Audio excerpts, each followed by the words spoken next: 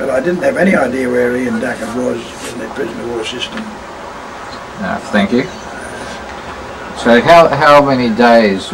You must have been at KenGray quite some time. We were there each day until the 13th train party came through. And that, of course, after the Australians had gone through first, then the British troops started coming through.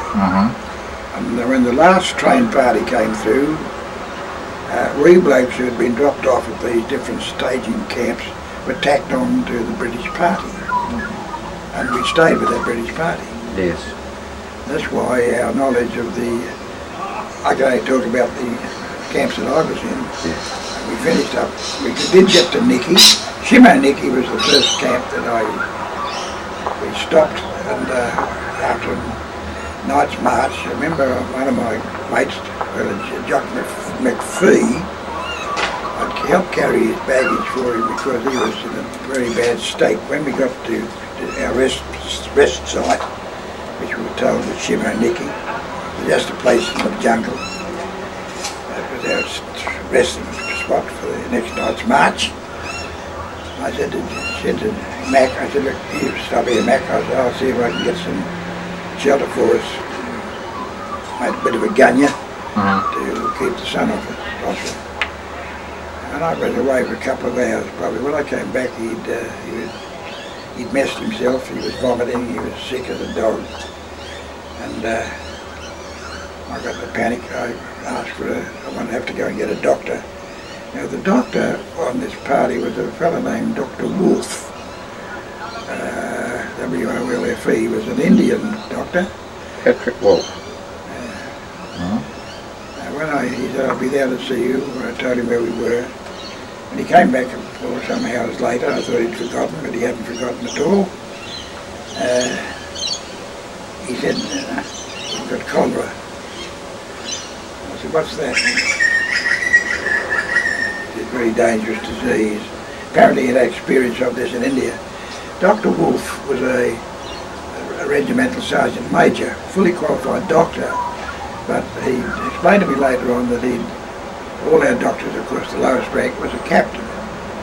He was an RSM in the Indian Medical Service, and apparently the Indian Medical Service paid the freight or the cost of the person going through the university course.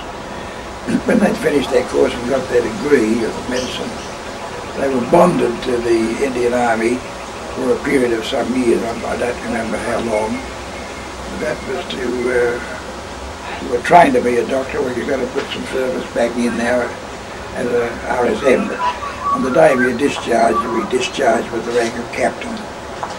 Because at that time, these were all the army was the head man in India, of course, was the British, Mountbatten. Raj, wasn't the British? Yeah. One before Mountbatten. I forget his name. But it wasn't like the king's representative. It wasn't a viceroy or anything like that, was it? Sometimes I forget now. I don't know. Doesn't matter. But anyhow, Wolfie was a terrific bloke. It was a novel for me to see an Indian doctor. We'd only seen Australians, only white-skinned fellas, and see this Indian doctor. I thought, I wonder how much he knows, but he knew everything. Great fellow. We subsequently found out all about him, and he was the first man to identify, to my knowledge, to identify cholera on the line. We were at Shimo Niki, moved from Shimo Niki into Niki the following day. That's where Ben Barnett, Captain Ben Barnett, ATV Siggs, was the OC of that camp. And then we were there for, I'm not sure for how long, but subsequently we were moved from Niki further up the track to where I finished with it in KenGray camp. I don't think there were any camps between there were 3 KenGray camps. Yeah, so you would have marched through Shimo Niki. Yeah, it would have been. Where Frank, Lloyd Carl, Frank Carl, John Taylor, maybe even Hunt might have been there, although Hunt was possibly back in Nicky.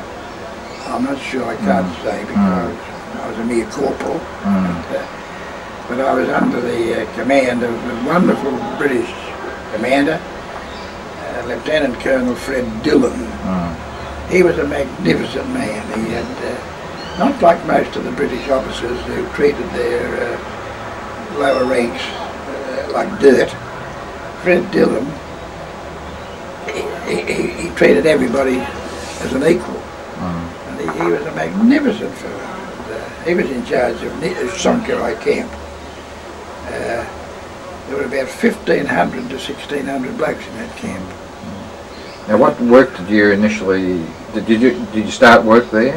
What type of work were you doing? On building an embankment there, on the embankment. And that's where I got into argument with a Japanese, one of these British soldiers who had an ulcer on his leg. Shouldn't have been this. Had an ulcer in his leg from the knee down to the ankle. And this bloke, this Japanese, was kicking this fellow in the wound to make him work.